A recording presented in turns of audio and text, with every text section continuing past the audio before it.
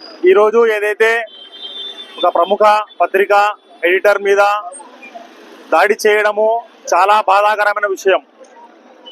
భారతదేశంలో మీడియా ఒక fourth estate. ఈరోజు మీడియా ఉండడం వల్ల దేశంలోని ఎన్నో సమస్యలు, ప్రజా సమస్యలు మరియు అపోజిషన్ పార్టీలు చేసే పోరాటాలు ప్రజల మధ్యలోకి వస్తున్నాయి. అదే మీడియా లేకుంటే ఈ ప్రభుత్వాలనే చెల్లేది. కనీసం ఏదైతే ఈరోజు టీడీపీ గవర్నమెంట్ ఆంధ్రప్రదేశ్లో ఉందో మనం చూస్తూనే ఉన్నాము. పత్రికా స్వేచ్ఛ అనేది ఆంధ్రప్రదేశ్లో లేదు. చాలా వరకు ఎంతసేపు ఉన్నా వారి గవర్నమెంట్ గురించి వారు మాత్రమే మాట్లాడాలి. వారి గవర్నమెంట్కు సపోర్ట్గా మాట్లాడితేనే వాళ్ళకు యాడ్లు కానీ ఇవ్వడము, వేరే ప్రతి విధంగా ఈ విధంగా ఇబ్బంది పెడుతున్నారు పత్రికలకు. దీన్ని social democratic party of India SDP తరఫున తీవ్రంగా ఖండిస్తున్నాము. ఏదైతే ఎడిటర్ మీద దాడి జరిగిందో ఇది చాలా హేయమైన చర్య. ప్రజాస్వామ్యంలో దాడులకు స్థానం లేదు. దీన్ని ప్రతి ఒక్క భారతీయుడు మరియు ప్రతి ఒక్క ప్రజాస్వామ్యవాది తీవ్రంగా ఖండించాల్సిన అవసరం ఉంది.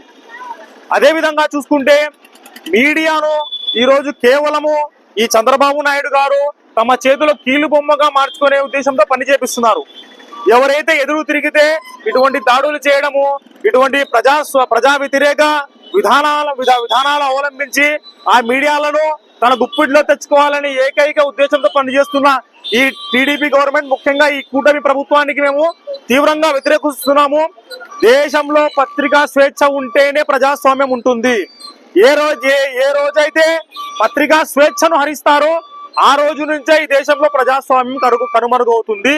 ప్రజాస్వామ్యంలో మనం ప్రజాస్వామ్యం ఉండాలన్నా, ఈ రాజ్యాంగము బతుకుండాలన్నా పత్రికలే ముఖ్యము మరియు మీడియానే ముఖ్యం. దీన్ని కాపాడుకోవాల్సిన బాధ్యత ప్రతి ఒక్క భారతీయునిపై ఉంది. ఇటువంటి చర్యలను మరియు ఇటువంటి దాడులను మనమందరము తీవ్రంగా ఖండించాలి.